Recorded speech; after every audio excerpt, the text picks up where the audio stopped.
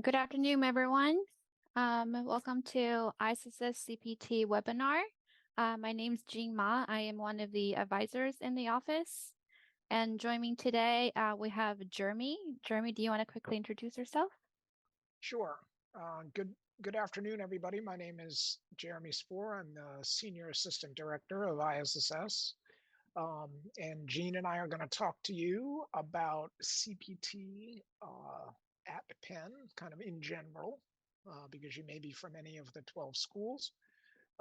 Jean's going to get started with the kind of the first half, and I will come in the second half. Take it away, Jean. Purpose of CPT. So CPT stands for Curricular Practical Training. It's a type of employment authorization that will allow F-1 students to gain practical experience in their field of study while they are enrolled as a full-time student at Penn. Some of the criteria for CPT work authorization, there are two.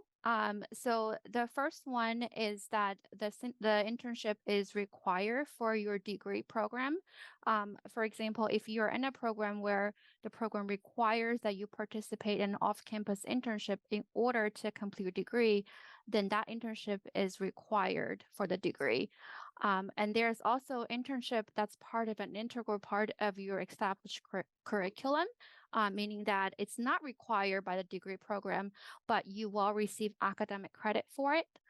In that case, you can also apply for CPT for that off-campus internship experience. And I guess I would chime in to say that there are very few programs at Penn that require all degree candidates to have CPT. Very few. There are a few, Right. like GSE has a couple, and maybe the college, but it's quite rare. So most of them are the second option. Is like it's not required, but it's an option. Correct. So eligibility requirements. So what do you have to do in order to be eligible for CPT? First, you have to be in a valid F-1 status, and you have to be enrolled full-time for 1 academic year before, as an F-1 student, before you're eligible for CPT. So for example, if this is your first semester at Penn, you are not eligible for CPT this fall or spring 2024. The earliest that you will be eligible for CPT will be summer 2024 after completing 1 academic year at Penn. You also have to have a declared major. So if you're an undergraduate student, you have not declared your major yet, you're not eligible for CPT until you have a declared major. And job offer letter is also a requirement to apply for CPT. You have to have an internship offer letter ready at the time of applying for CPT. If you are a PhD student in dissertation status, if your dissertation research requires an internship experience or off-campus research at a company or an organization, then you will be able to apply for CPT for that experience. Please be reminded that all the internship, employment, or research activities have to be directly related to your major field of study. How to apply for CPT application, how to apply for CPT. First, you need to receive a job offer letter, internship letter from the company where you will be working. And then you need to register for the appropriate CPT course. Each program or each school has a designated course for CPT.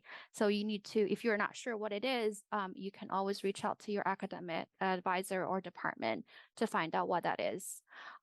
Once you have the CPT course registered, you will log into IPEN and complete a CPT I-20 request. And you will submit all the supporting documents in order to complete this application request. Once you upload everything, the form will go to your academic advisor who will review and confirm this internship experience. Once they confirm, then the form will come to ISSS for final approval. It will take us about 3 to 5 business days, and once it's approved, you will be emailed a CPT I-20 with CPT authorization on page 2, and that will be your employment authorization to participate in this off-campus internship. So general timeline. We mentioned earlier that you need to be able to register for a CPT course in order to apply. So usually the earliest that you can apply for CPT for, let's say for summer 2024, you would have to wait till summer registration opens up in the spring in order to register for the course so that you can apply for CPT. And usually you need to register for the course for the semester that your CPT will, that your internship will take place. For example, if your CPT is going to be in summer 2024, then usually you will register for a course, a summer course during summer session 1 or 2. There are some exceptions, I think, for the college where they will honor fall registration for a summer internship. And you want to submit your CPT request at least 2 weeks before the intended start date, because as you may heard, the CPT request will have to go to your academic department first, and once they review it, and then it will come to ISSS. So it takes time for multiple offices to review and process and approve. So we ask that you please submit the CPT request at least 2 weeks before to allow ample time for all the offices to review and approve your request. So again, register for CPT course, you secure an internship, get an offer letter, apply through IPEN, and your academic department approves their CPT form, and then comes to ISSS for final review and approval. All right, Jeremy, you want to take it from here? Yeah, thank you, Jean. So this is just kind of a brief list of some links. I honestly don't know if all these links are accurate this fall. Some of the schools may have changed them, but we want to show you this to give you the idea that different schools and different programs have different CPT information. So you can see there's a couple for C's, there's arts and sciences, the college, there's Wharton undergrad, there's Wharton MBA, there's design, there's law. So each school at Penn and even each program, master's program, for example, may have a slightly different system for how they do CPT and what the course is that they use, etc. So you will need to talk to your academic department to know what you're going to do on the course end of things, so that you can, do your next, do the CPT process, I guess I want to say. Okay. Can you give me the yeah, thank you, Jean. You got the slides. Okay. So here's just kind of a little review of the CPT concepts and basics. So this is an employment option while you're in school, so before graduation. And it's approved by ISSS and Penn, not by a government agency. So that's good, right? We control the process for the most part within the rules. So got to have at least 1 year of full-time academic enrollment. That means September to May, and must be directly related to your major field of study. That's an immigration rule. They don't give us a lot of description beyond that. They just kind of say directly related to your major field of study. And I like to joke with Penn students because we know that everybody wants to be an investment banker. So if you're an English major in the college and you got an iBanking internship, you're that's not really going to work for you because that's not your major. Your major is not econ or finance or something like that. So keep that in mind. It's got to be your major as it's listed on your I-20 and with Penn. So, and also you've got to have the documentation before you can start working. So do not start early. Okay. Even if your employment or even if your employer asks you to or requests it, like, do not start because you've got to have the permission. You got to have the date. And for most of you, if you're looking at summer of 2024, your CPT might start, I don't know, June 15th of 2024, and then it might go to August 15th of 2024. The vast majority of all the CPT is done in the summer. Occasionally people do it during the school year, but that's very, very rare.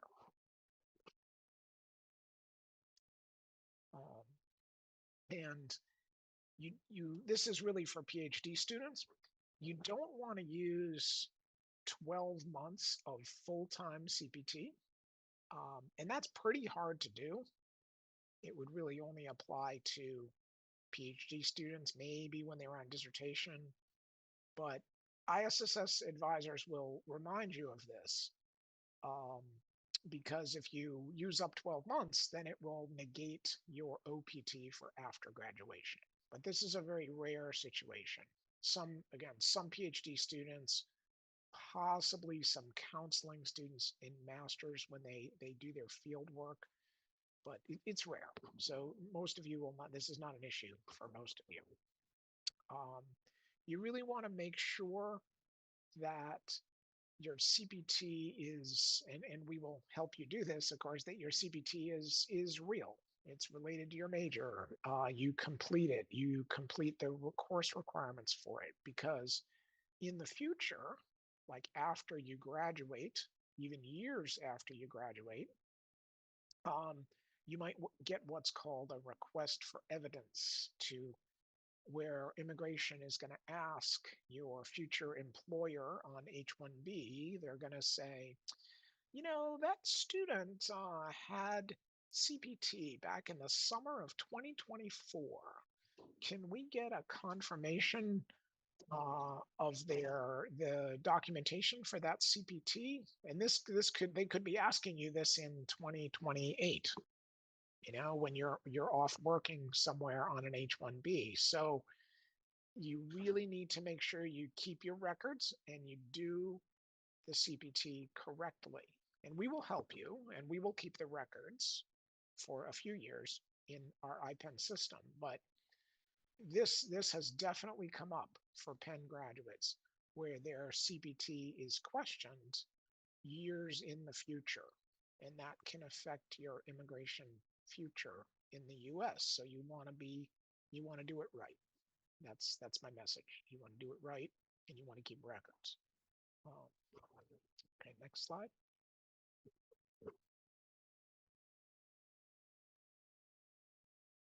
Okay. So here's some general reminders. So CPT during the school year would really only be part-time. Okay. Again, the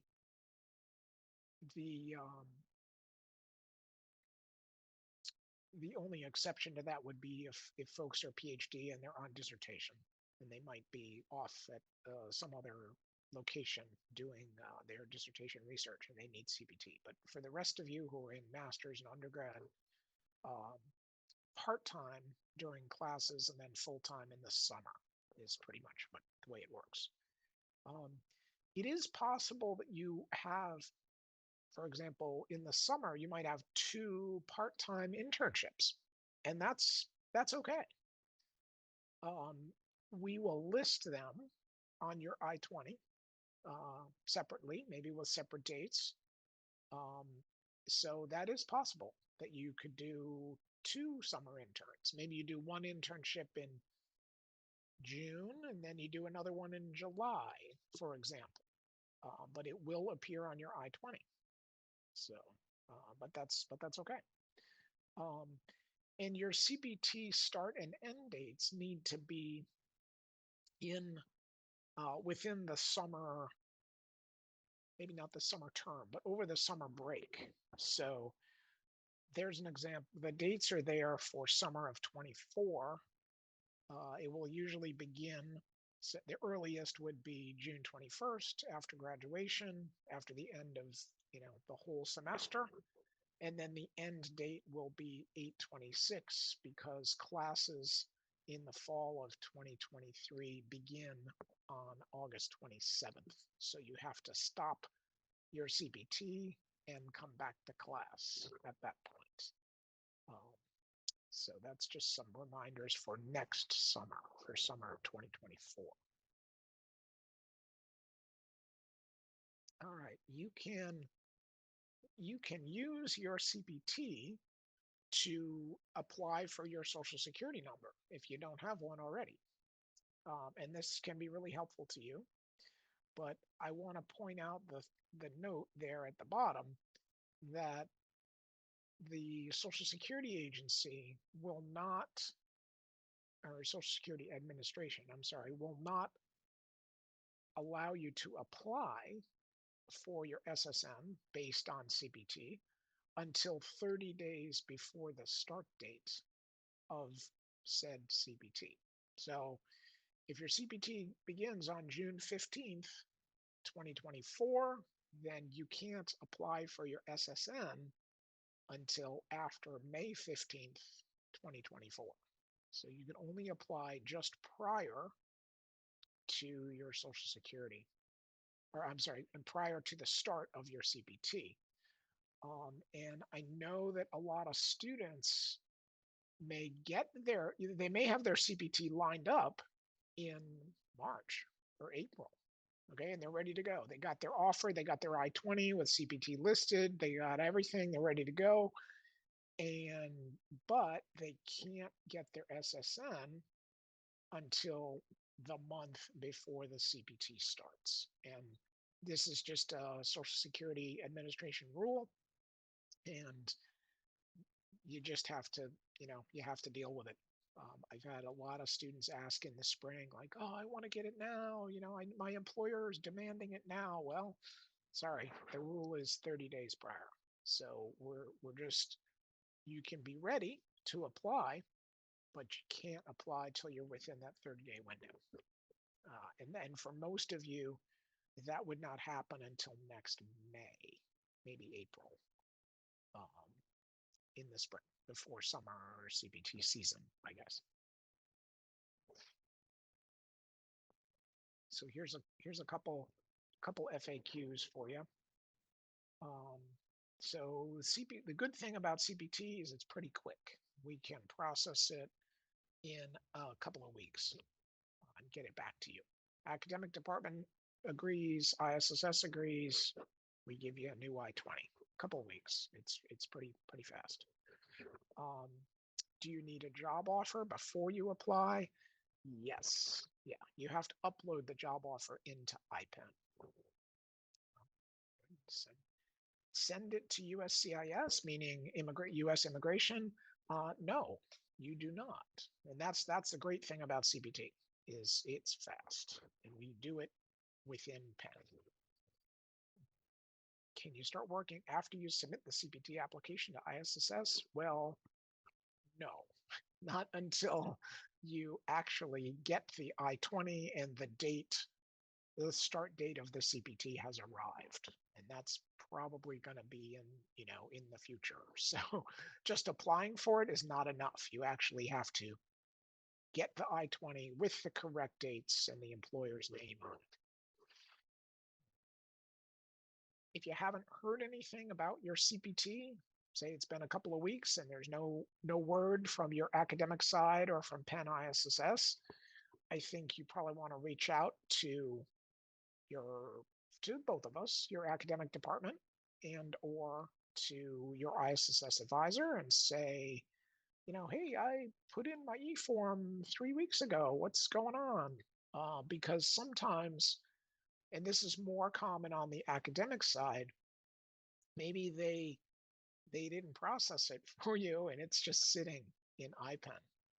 Okay, and somewhere the system broke down a little bit, and the e-form is sitting there, and somebody didn't approve it. It could be us, it could be me. I don't know, but you feel free to remind the academic side, like, hey, did you get my e-form, and your ISSS advisor? And then we can look in IPEN from our direction as an advisor, and we can tell you, like, oh, it's still stuck with C's. Talk to C's. It's still stuck. And then, myself or even Gene, we know the folks at C's, and we might shoot them an email and say, hey, that student's CPT is sitting there. What are you doing? And we'll kind of poke them and get it moving for you in the e-form situation. So that does happen occasionally, but generally it goes smoothly, and you don't have to wait more than a week or 10 days. Like, it should move along pretty quick. So, let's see. Just got an email from my school informing me there's CPT approved. Can you start working now? Well, no, you can't start working until the date that you asked for has arrived. So that's probably going to be whatever, June 15th, 2024, or whatever you asked for. It's not going to be now. Can you work for two employers? Yes, they both have to be listed on the e-form, but we have an option for multiple employers, and so you have to put two offer letters, that kind of thing. You might do I don't know, 10 hours a week at one internship and 20 hours a week at the other internship, so we can add both on there. So that's pretty good. Okay, Gene, you can put that slide. All right, this is just to remind everybody to connect with ISSS. It's got all of our socials on there. And then I think the next slide has a little survey that we would encourage everybody to answer, to just tell us how you found the webinar. And we'll stay on here for a few minutes and answer questions that you might have. I see there's a question here from Ting Zong. And so how long does the process normally take? I'd say probably 5 to 10 business days. It doesn't take that long. It's pretty quick. A few days for your academic department to approve, and then a few days for ISSS. So it's pretty quick. Yeah, I just want to add that usually 2 weeks is what we're asking students to apply in advance, so that 1 week for your academic department, 1 week for ISSS. And that's really the good thing about CPT, because if you're applying for OPT, you're looking at 3 months to get the card back. But with this process, especially for summer interns, you can do the process. Most people do it, say, in March, April, and then they're ready to go for their internship for June, for example. That's probably the most common situation. Okay, we got a couple questions here, and I'll just, I don't know, I'll do we can just talk, Gene. We don't have that. We only have 17 students, so this is easy. What are some of the common reasons for applications to not be approved? I mean, generally, Jeremy can add. So generally, we want to make sure that you enrolled for at least 1 academic year before you apply. If you only enroll for a semester and you apply, that application will definitely get denied, or the request will definitely get denied by your academic department, so you wouldn't even get to ISSS. Also, if the job is completely not related to your listed major field of study, we probably will reach out to you and to ask some questions about what you're doing, and just to maybe tell us a little bit more about the internship, and and have questions on why it doesn't look like it's related, can you explain? If it's absolutely not related, we probably would not be able to approve that CPT request either. Jeremy, can I think of anything else? Yeah, I mean, and I also want to say that a CPT getting denied is really, really rare.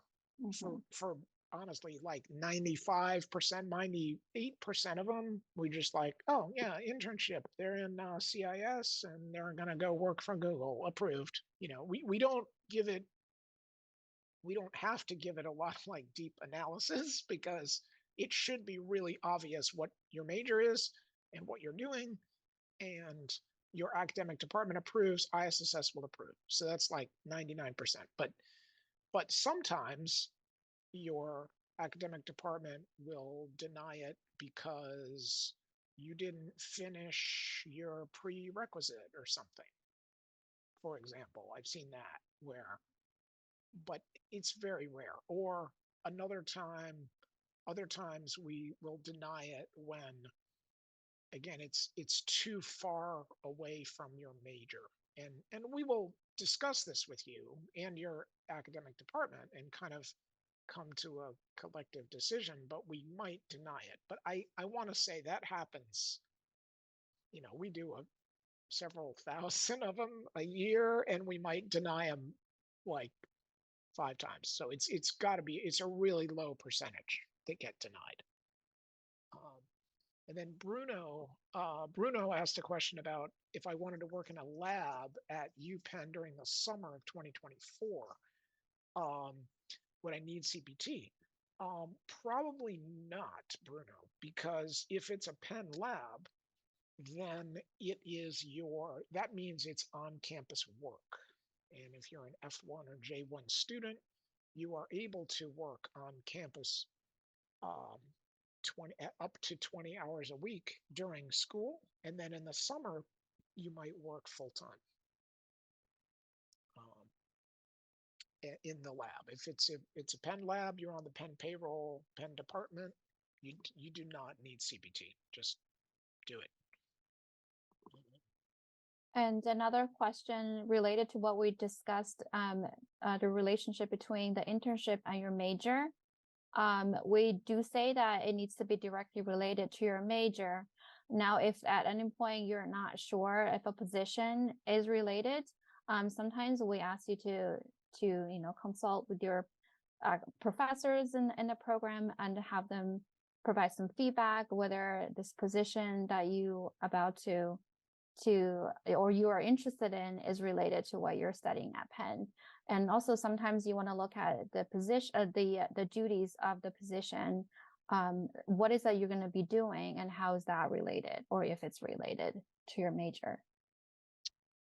Yeah, and I see Ting Zong asked about the academic advisor. So yes, but I would caution people, you probably, in most departments, you're not going to send it to like a faculty member.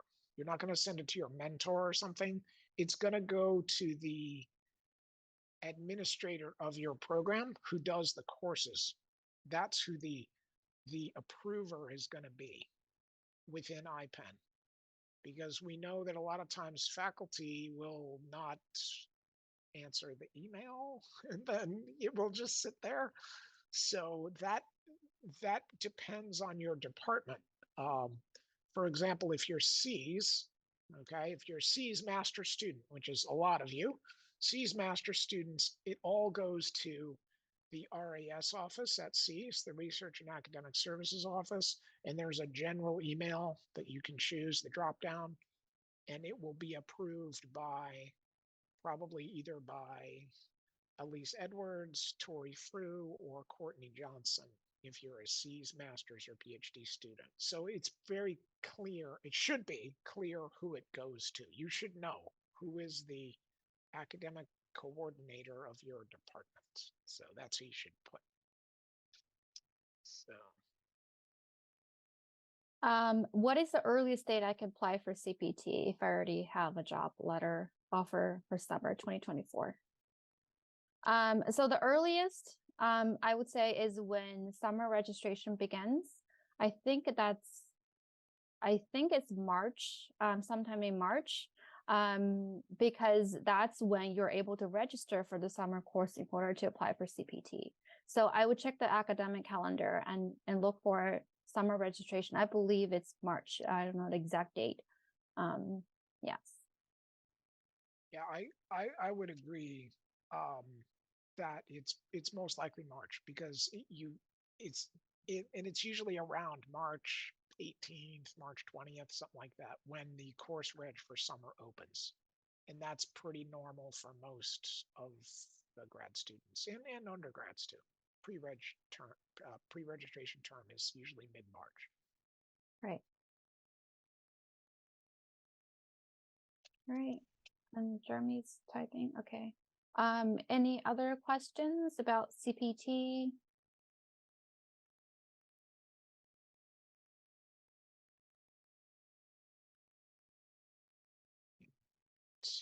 I wanted to go back to one other one about, yeah, okay, all right, we covered the earliest date. Yeah. So even, for example, even if people get an internship offer like now or in November, December, January, February, that's great. You got your internship offer, but you can accept it, but you really can't do anything with it until say March or April. Mm-hmm. You're not going to be able to apply for CPT until spring for summer of 24, for example. Mm-hmm. So be happy that you got your internship, but there's nothing that you can do at this time or even in January, February. It's too early to do anything.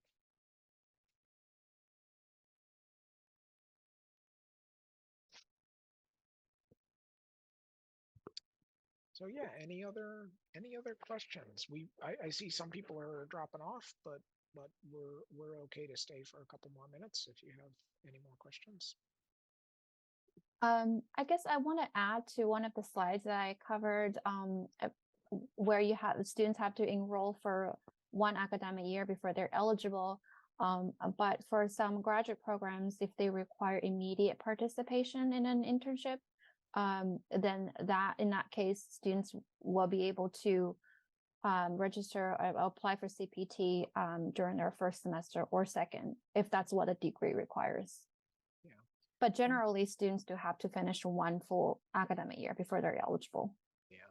And those programs, the only ones I can think of is there might be a couple of GSE programs or SP2 programs where even in your first year, like now, it's your first semester, but you have to do some like counseling hours or something like that. So you have to do CPT immediately. But those are very program specific. For everybody else, it's pretty much it's after one academic year. Right. A question? As long as I prove how my internship is related. Generally speaking, yes. If you present the offer letter, if we see that it's related to your degree program, and if we have questions, we can reach out to your academic department. Yes, generally speaking, yes, we would approve it. Yeah, we won't even if it looks obvious, we won't question. We'll just approve it. We only question the ones that are like seem way far away from your major. Right. And then we will question, or your academic department might question, like what are you doing? That's not. And I had a good example of a chemistry PhD one time. She was, again, I like to kid Penn students about everybody wants to be in iBanking, and she was trying to apply for this iBanking internship, but she was a chemistry PhD, and the faculty member, her mentor, called me at ISSS and he said, "This doesn't have anything to do with her major," and I said, "Well, Professor so-and-so, deny it, deny the E form." And he did. And like that was the end of it. We were just like, no, it's not. You're a chemist. You're not an investment banker. Sorry. And the student was all angry at us, but we're like, no, that's the that's the rule. Sorry, it doesn't work that way. Um, so yeah, those are very rare cases, but it was a really obvious one where even the faculty was just like, no, this doesn't make any sense, and he just denied it. So that was the end of that. Can internship be related to your minor? No, it has to be related to your major. Yeah, major only, not minor.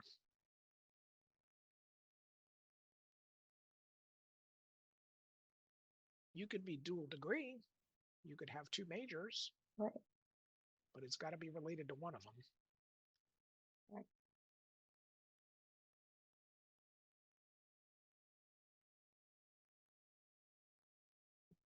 Anything else? Anyone else?